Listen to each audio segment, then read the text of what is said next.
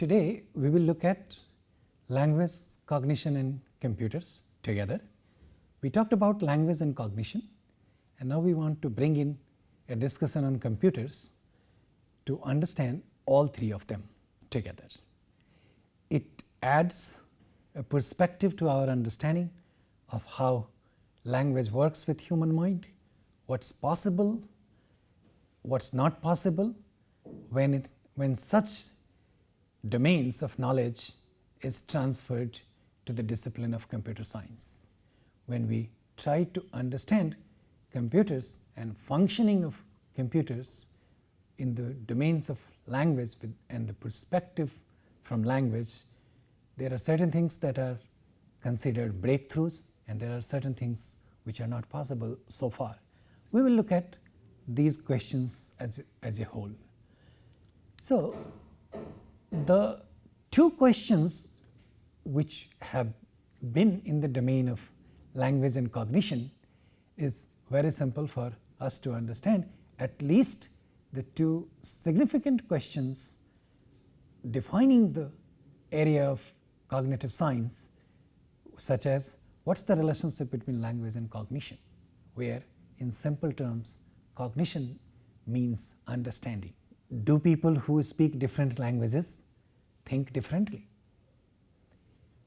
How do people understand and how they think is also a question which is relevant to our understanding when we try to understand human understanding.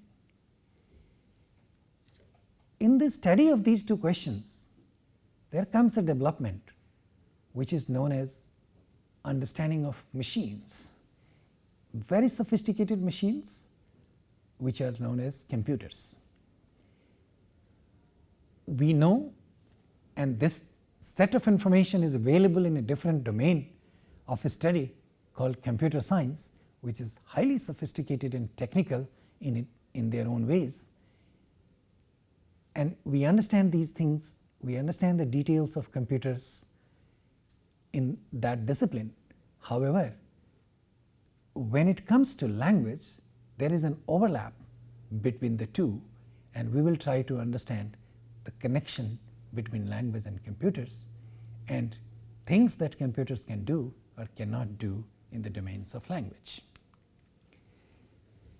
One of the primary goals of cognitive science, as we discussed last time, has been to come up with a unified theory of understanding. That is, a theory which explains how all kinds of understanding works, that is, including language.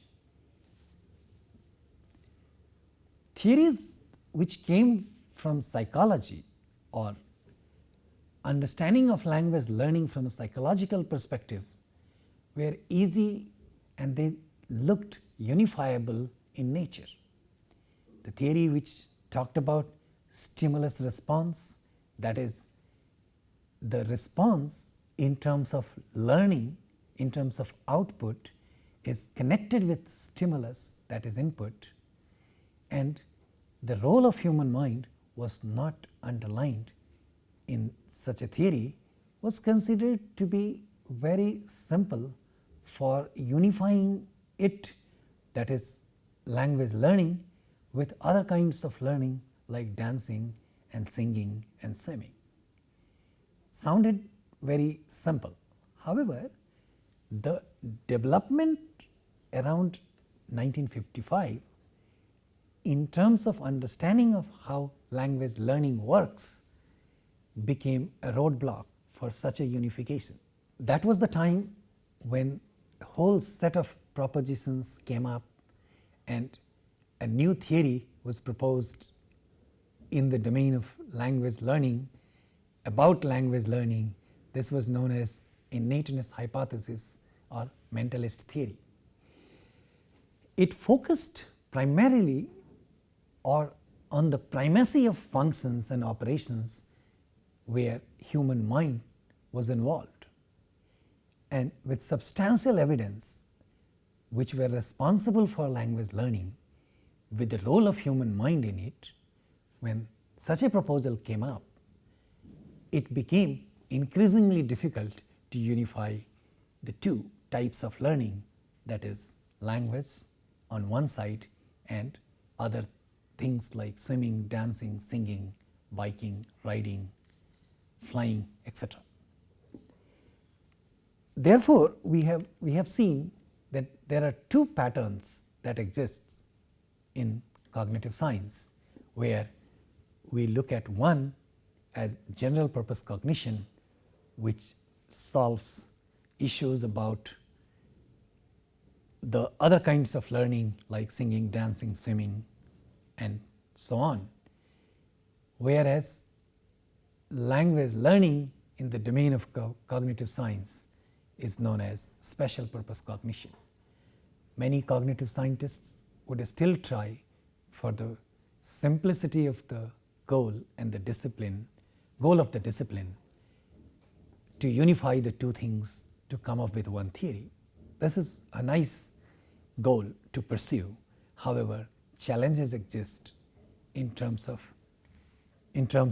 understanding of human language and learning of human language, learning of natural language. By human language, we mean natural language. Then the question is, what are those difficulties and how can those difficulties be resolved, and do we have a solution from other disciplines? There was another set of development around the same time, which is known as artificial intelligence.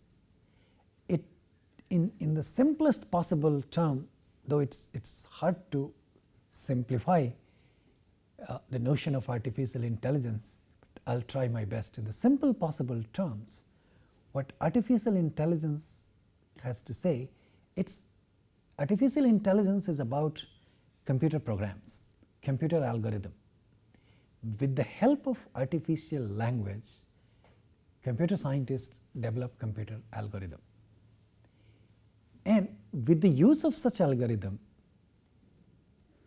they try to come up with the model, or they try to model learning,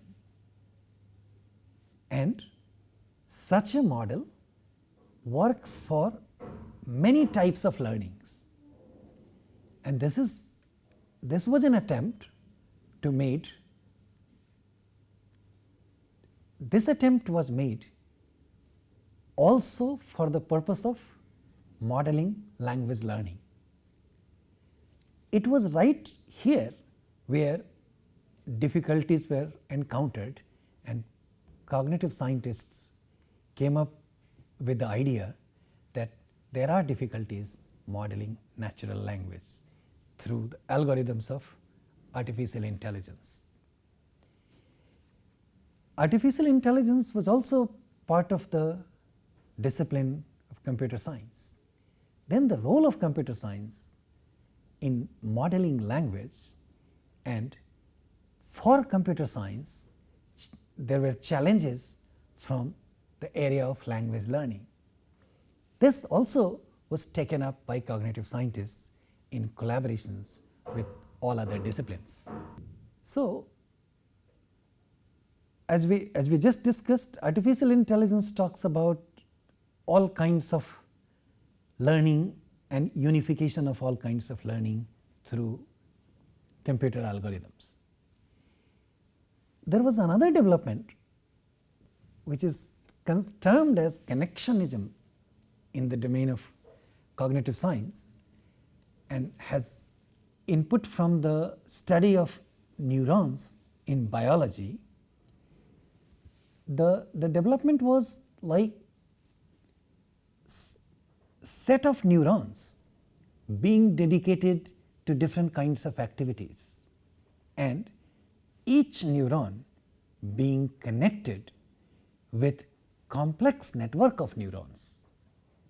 These are fiber tracts, and these neurons are connected with one another to transfer information. And a set of neurons are dedicated to different activities. This led to the understanding of complex parallel processing. This also had implications for us to understand how and why human mind can do many things at a time.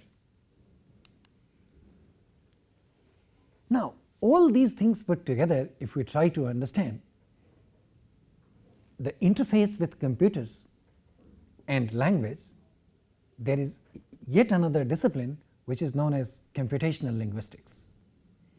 And the goal of the computational linguistics is to help model or help.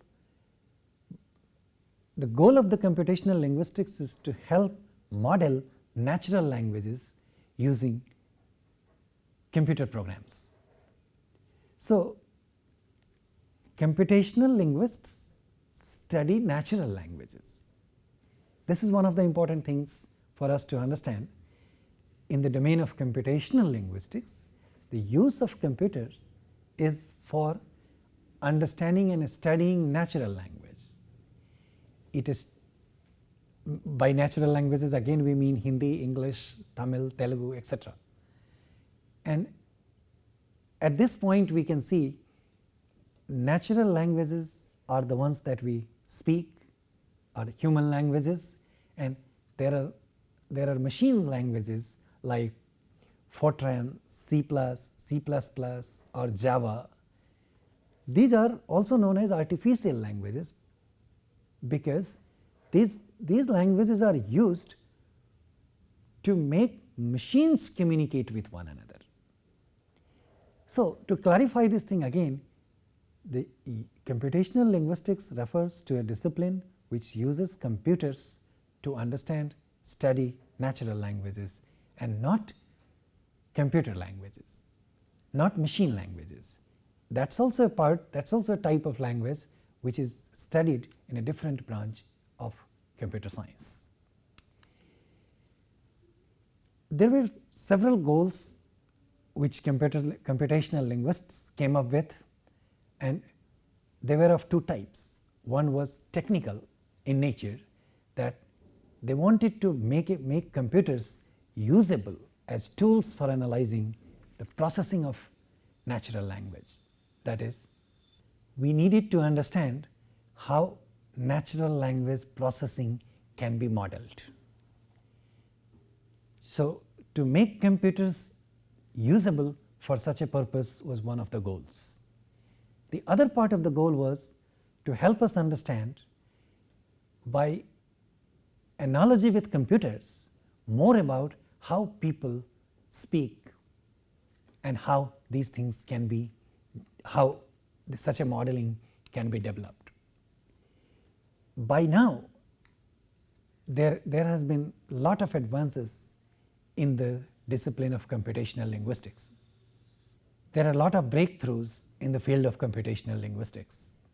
With the help of computers as tools and trying to understand natural languages, we have come up with so many things. We will list a few here for the purpose of understanding some of the breakthroughs in the field of computational linguistics. Now we understand the interface between natural language and software. That is one of the primary breakthroughs that came up long ago. Information extraction and data mining is another breakthrough. Examples are like we can talk about one example, such as machines can help us understand, help us find some specific information from large set of data. This is one of the fields which is known as data mining, and I am only giving you a simplistic understanding of information extraction and data mining, which is one of the breakthroughs in computer science. Machine translations is yet another breakthrough. Through machine translations, what we have achieved is computerized response systems. We can talk to machines by understanding how computational models work and how natural language processing can be modeled, and translating it with implementing such models with machines, we can help yet smarter machines come up with translations, automatic translations, and also this includes translating electrical signals into natural languages. There are some challenges which it still needs to resolve and need to come up with. See, one of the major goals in understanding and developing machines like computers is to come up with a machine which functions like human mind. With the development and understanding of neural network, that is how neural tracts work in human mind in gathering and disseminating information and helps human mind process many things parallelly. The goal that comes up and the goal that has been set up is to come up with a machine which works like human mind. A lot has been achieved so far in the domain of study and the interactions between computers and language, but trying to come up with a machine which is as sophisticated as human language, as human mind, is yet a distant goal. So, keeping that goal in mind, one of the challenges is for developing a set of rules and procedures, that is, for example, to recognize the syntactic structure of sentences or to resolve references. Computer programs, computer models yet has to be sophisticated enough for us. We still need to have computational models and develop them in a particular way which will help us understand references of pronouns. This is one of the challenges in this domain. Resolving ambiguities is yet another challenge in the computer science. See, most of the ambiguities escape our notice because we are very good at resolving ambiguities with the help of the knowledge of the whole world. This knowledge of the world is also known as context. So, with the help of our knowledge of the context, we resolve a lot of ambiguities. However, machines have difficulty resolving such ambiguities. So, machines are yet to come to a point where it can resolve such ambiguities in a easier way. We will be discussing a couple of examples of these ambiguities shortly, but just to give you one very brief example, if someone asks you a question, let's go watch a movie, and the response is, I have a class in the morning. If you do the math, the answer is no, I can't watch a movie tonight. However, now the important point for us to see is the answer no, which is implied, is very easy for human mind to figure out. There is absolutely no ambiguity at this level in human mind when it figures out this response. However, it is difficult for machines to come up with this. Now, the conclusion is machines have difficulty resolving such problems because machines do not have the knowledge of context. Now, modeling of the context, that is the knowledge about the context, and then matching it with the set of syntactic structures and the models for syntactic structures is the next step of challenge for computer science. What we know now is it's been the way human mind is looked at is, human mind is looked at as a biological computer, and